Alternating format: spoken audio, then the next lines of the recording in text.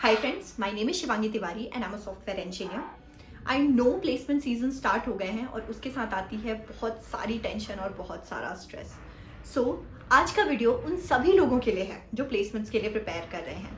In today's video, I'll share my experience and give you tips that how coming from a non-CS background and a tier 3 college, I managed to cover entire placement syllabus and crack 13 job offers from companies including MNCs like TCS, Infosys, Wipro, Accenture etcetera. यार मेरा ना शुरू से coding में कोई background नहीं था and यही रीज़न था कि शायद मुझे इंटरेस्ट भी नहीं था और इतनी अवेयरनेस भी नहीं थी और वो गवर्नमेंट जॉब वाला माइंडसेट था और यही सोच के मैंने इलेक्ट्रॉनिक्स एंड कम्युनिकेशन ले ली कि आगे तो मे बी मैं गवर्नमेंट सेक्टर में ही चली जाऊंगी. एंड फर्स्ट ईयर में जब सी प्रोग्रामिंग आई तब भी ऐसे हल्के में ले लिया और सेमेस्टर क्लियर करने के लिए सिर्फ वो पढ़ाई कर ली सी प्रोग्रामिंग की. बट सेकेंड ईयर में आने के बाद धीरे धीरे मुझे थोड़ी अवेयरनेस होने लगी जब मैं अपने सीनियर्स से और कलीग से सुनती थी सीनियर्स का वहाँ हो गया, इस कंपनी में हुआ, उस कंपनी में हुआ. तब मुझे एक्चुअली इन कंपनीज का नाम पता चला और पता चला कि अच्छा ऐसे करके कंपनीज भी आती हैं. एंड आप तो जानते हो कि टियर 3 कॉलेजेस में मोस्टली सर्विस बेस्ड कंपनीज आती हैं. तो अगर आपको नहीं पता तो there are 2 types of companies. एक सर्विस बेस्ड होती है, एक प्रोडक्ट बेस्ड होती है. तो जो कंपनीज अपनी सर्विसेज सेल करती हैं they are called as service based companies, जैसे अपनी टीसीएस, इन्फोसिस एंड ऑल है. एंड जो कंपनीज अपने प्रोडक्ट सेल करती है वो प्रोडक्ट बेस्ड कंपनीज होती हैं, जैसे अमेजॉन, नेटफ्लिक्स एंड ऑल. तो यार ये ना मुझे जॉब लगने के बाद पता चला. But back then in second year मुझे पता था कि हाँ ये कंपनीज आने वाली हैं. मैंने थोड़ा रिसर्च किया कि कॉलेज में कौन कौन सी कंपनीज आने वाली हैं. उस हिसाब से मैंने अपनी टारगेट कंपनी सेलेक्ट करी and I started little bit preparation during my second year only. Then जब प्रिपरेशन शुरू करी मैंने तब मुझे पता चला कि कंपनीज का कुछ एलिजिबिलिटी क्राइटेरिया होता है. देन उसके बाद वो एप्टीट्यूड या रीजनिंग करवाते हैं just to do a shortlisting. उसके बाद टेक्निकल राउंड होता है जिसमें वो कोडिंग पूछते हैं. देन फाइनली इंटरव्यू होता है जिसमें oops, DBMS, computer networks, operating systems and all ये सारे सब्जेक्ट्स पूछे जाते हैं. देन अब ये तो पता था कि कैसे होता है सिलेक्शन, पर अभी प्रिपरेशन तो शुरू करनी थी. फिर जब प्रिपरेशन शुरू करी, पढ़ाई करना स्टार्ट किया तो पता चला कि aptitude is something I like to do. मुझे एप्टीट्यूड करना पसंद था एंड मैं एप्टीट्यूड ठीक ही कर रही थी. बट देन धीरे धीरे करते करते, क्वेश्चन सॉल्व करते करते मुझे लगा कि दोस्त अभी तो स्पीड पे काम करना पड़ेगा. तो मैं अपनी स्पीड इंप्रूव कैसे करूँ, उसके लिए मैंने ना 15-20 full length mock test papers लगाए. And actually after solving those mock test papers मेरे को पता चला कि मेरी स्पीड काफ़ी इंप्रूव हुई है. सो मॉक टेस्ट पेपर काफ़ी इंपॉर्टेंट होता है when you are preparing for your aptitude and all. Because एक तो ना आपको कंपनी का प्रॉपर पैटर्न पता चलता है कि कंपनी का जो पेपर होगा वो पैटर्न किस तरीके का होगा. एंड दूसरा when you will give the mock test तो ऐसा लगेगा कि आप नॉर्मल actual test दे रहे हो because there will be time constraint, time going on. So that helps you keep a track of how you are doing and how is your speed, how is your performance.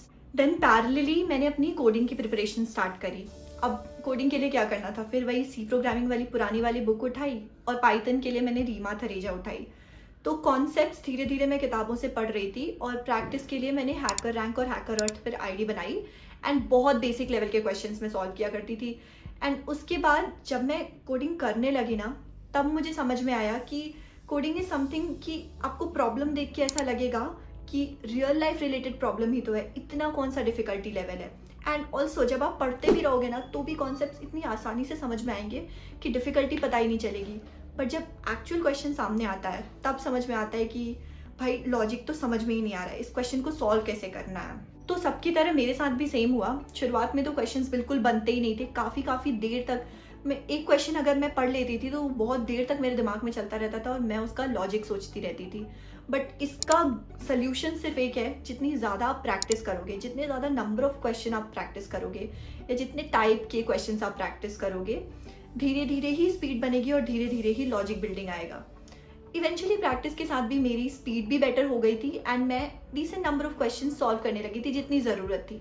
अब यार मैं समझती हूँ कि college के दिनों में sessional, semester, कुछ ना कुछ टेस्ट एंड ऑल लगे रहते हैं और डेडिकेटेडली प्रिपरेशन के लिए टाइम निकालना बहुत मुश्किल होता है. पर इसको ऐसे समझो कि तुमने टारगेट बनाया है बड़ा, सपने बड़े बड़े देखे हैं, तो उनको पूरा करने के लिए मेहनत भी तो खुद ही करनी पड़ेगी. जब भी मन में कोई स्ट्रेस हो, कोई परेशानी हो तो ये सोचो कि कोई दूसरा ना आपको एक लॉन्ग टर्म मोटिवेशन नहीं दे सकता. आपको अपने लिए मोटिवेशन का सोर्स खुद ही बनना पड़ेगा. अपने टारगेट को हमेशा अलग रखना पड़ेगा और अपने टारगेट के लिए हमेशा फोकस्ड रहना पड़ेगा। लाइफ में कुछ लॉन्ग टर्म और शॉर्ट टर्म गोल्स बनाओ। जैसे अभी मान लो कि आपका लॉन्ग टर्म गोल, आपको एक डिसेंट प्लेसमेंट क्रैक करना है। उनको पूरा करने के लिए छोटे छोटे माइलस्टोन्स बनाओ कि इस हफ्ते ये खत्म कर लूंगा, इस टॉपिक को फिनिश कर लूंगा, इस महीने में मेरा ये सब्जेक्ट खत्म हो जाएगा। तो ये शॉर्ट टर्म जो गोल्स हैं ना आपके, जो छोटे छोटे माइलस्टोन्स हैं, ये इवेंचुअली आपको आपके लॉन्ग टर्म सक्सेस को गारंटी करेंगे। मैं ना हमेशा जब भी सपने देखती हूँ, जब भी अपना कोई गोल टारगेट करती हूँ, तो उसको मैं विजुअलाइज करती हूँ। मैं ऐसा फील करती हूँ कि अगर मुझे वो गोल अचीव हो जाएगा तो मैं कैसा फील करूंगी। You try to do the same. और पता है, जब एक बार आप अपना गोल विजुअलाइज करने लगते हो ना, तो उसके लिए मेहनत करने में और मोटिवेशन में, दोनों में कोई कमी नहीं होती है। रिसोर्सेज की बात करूँ यार, तो एप्टी के लिए मैंने हमेशा अरुण शर्मा पर रिलाई किया है। देन कोडिंग के जो कॉन्सेप्ट्स थे वो मैं मेजरली सी प्रोग्रामिंग वाली जो बुक थी उससे और रीमा थरेजा से पढ़ा करती थी। और प्रैक्टिस के लिए मैंने हैकर रैंक और हैकर अर्थ पर थोड़ी बहुत कोडिंग की प्रिपरेशन करी थी। देन उसके बाद इंटरव्यू की प्रिपरेशन मैंने पूरी तरीके से गीक्स फॉर गीक्स पर करी थी। अब क्योंकि सीएस का बैकग्राउंड नहीं था, जो भी सीएस के कॉन्सेप्ट्स होते थे ना, वो नहीं समझ में आते थे मुझे, तो यूट्यूब पे एक एड्यूरेका करके चैनल है, मैं उसको भी फॉलो किया करती थी, उसके भी वीडियोस देखा करती थी। अब आपको ना बहुत बैलेंस तरीके से प्रिपरेशन करनी होगी ताकि थर्ड ईयर की स्टार्टिंग में आप प्लेसमेंट्स के लिए प्रिपेयर रहो, क्योंकि मोस्टली जो कंपनीज होती हैं वो 5th सेमेस्टर से आने लगती हैं। अब एक बार आपका रिटन राउंड हो जाएगा, उसके बाद कुछ छोटी छोटी चीज़ों का ध्यान आपको इंटरव्यू में भी देना होगा, क्योंकि इंटरव्यू इज लाइक आपका first impression and that has to be your last impression. And for that you have to be very presentable during the interview. Interview आपका ऑफलाइन हो रहा है या ऑनलाइन हो रहा है, दोनों को उतना ही सीरियसली दो और उसी तरीके से दो। एंड एक और चीज़, आपको अपनी इंग्लिश पर भी फोकस करना पड़ेगा। ये मैं ज़्यादा बोलती नहीं हूँ, बट दैट्स अ फैक्ट, क्योंकि आप बहुत ऑफिस में ना एक बहुत डाइवर्स कल्चर होता है। You get to meet a lot of people of different places, so that there has to be a common language जिसके थ्रू आप कम्युनिकेट कर सको। एंड इसमें मोस्टली इंग्लिश ही काम आती है। और प्रिपरेशन के लिए मैं क्या बोलूँ, देयर आर GDs जो कि कॉलेज में होते रहते हैं, तो GDs आप अटेंड करते रहो एंड साथ साथ मॉक इंटरव्यूज़ दो। मॉक इंटरव्यू से भागना मत। मैं देखती थी मेरे सारे फ्रेंड्स मॉक इंटरव्यू के टाइम पे गायब हो जाते थे। तो जब भी ग्रुप डिस्कशंस और मॉक इंटरव्यूज़ हो रहे हैं कॉलेज में, make sure you participate in that. Interview कैसा होगा ये टोटली आपके रिज्यूमे पे डिपेंड करता है। मतलब आपके रिज्यूमे में क्या लिखा है, इंटरव्यूअर वही पूछता है। सो make sure that you make your resume very short and crisp. And जो स्किल्स आपको आती हैं, make sure you mention those only in your resume, और कुछ भी इधर उधर का मत लिखना। और जब भी आप रिज्यूमे बना रहे हो ना, सो मेक श्योर आप कंपनी के बारे में प्रॉपर्ली रिसर्च कर लो एंड जो जॉब डिस्क्रिप्शन आया हुआ है उसको अच्छे से पढ़ लो, then only make your resume. कभी कभी क्या होता है ना, you have mention something else in your resume and जो इंटरव्यूअर है उसको रिक्वायरमेंट ही नहीं है। जैसे मान लो कि आपने पाइथन लिख रखी है अपने रिज्यूमे में and they are actually looking for Python developers, so वहाँ पर आपको एक अपर हैंड मिलेगा। ऑन द अदर हैंड जिसने जावा लिखा होगा उसके लिए इतना बेनिफिशियल नहीं होगा। सो इट्स वेरी इंपॉर्टेंट कि आप जब भी इंटरव्यू के लिए अपेयर हो रहे हो या जब भी आप अपना रिज्यूमे बना रहे हो, तो ध्यान रखो कि जॉब डिस्क्रिप्शन अच्छे से गो थ्रू करो। एक और चीज़ है कि इंटरव्यू में ना बहुत सारे क्लीशे क्वेश्चंस पूछे जाते हैं, बट वो क्लीशे क्वेश्चंस एक्चुअली आपके लिए डिफरेंशिएटिंग फैक्टर हो सकते हैं अगर आप उन्हें ढंग से प्रिपेयर करके जाओ।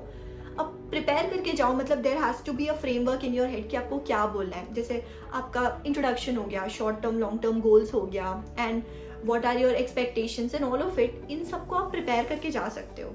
And make sure whenever you are presenting it in front of the interviewer, उन्हें ये नहीं लगना चाहिए कि आपने रटा रटाया कुछ बोला है। But it's always good, I will always suggest कि कुछ फ्रेमवर्क्स को दिमाग में रखो और पॉइंट्स को जॉट डाउन करके ही जाओ। इस पूरी जर्नी में ना तुम कई बार डिमोटिवेटेड होगे, कई बार ऐसे लगेगा कि अब गिव अप कर देता हूँ यार, जॉब तो लगी नहीं रही है। बट हैव पेशेंस, अगर तुम ट्राई करते रहोगे ना तो जॉब जरूर लगेगी एंड जरूर सिलेक्शन हो जाएगा कहीं ना कहीं।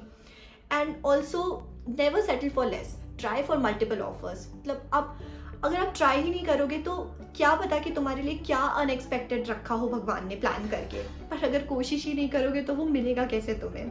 और एक बार जब एक ऑफर हाथ में आ जाए उसके बाद भी अपॉर्चुनिटीज़ हैं, ऐसा नहीं कि अपॉर्चुनिटीज़ नहीं होती है। तुम ऑफ कैंपस अप्लाई कर सकते हो एंड कंपनीज के करियर पोर्टल के थ्रू अप्लाई कर सकते हो। पूल कैंपसेस कई सारी कंपनीज आती हैं, you can apply for that and there are multiple exams which you can give for job interview calls like eLitmus, AMCAT and CoCubes. So you can always do that, and I have created many videos on that. I'll share the link in the description, so you can check them out. और resources का भी link मैं दे दूंगी description में, तो परेशान होने की उसके लिए भी जरूरत नहीं है।